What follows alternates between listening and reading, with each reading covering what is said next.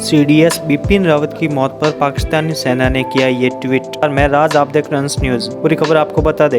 पाकिस्तान के सेना ने सीडीएस बिपिन रावत की हेलीकॉप्टर क्रैश में हुई मौत को लेकर ट्वीट किया है।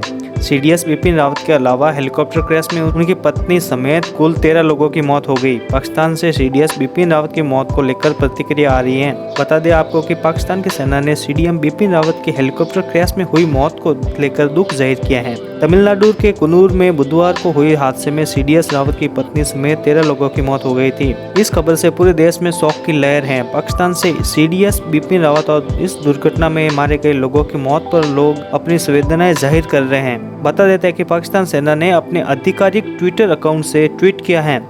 लिखा, जनरल नदीम रजा, जनरल कमर जावेद बाजवा और सीओएस भारत में हुई हेलीकॉप्टर क्रैश में सीडीएस जनरल बिपिन रावत, उनकी पत्नी और अन्य लोगों की दुर्भाग्यपूर्ण मौत पर अपने संवेदनाएं जाहिर करते हैं। इनके अलावा भी कई कमेंट्स और ट्विटर हमें देखने को मिले। नए अपडेट के लिए चैनल को भी सब्सक्राइब करें।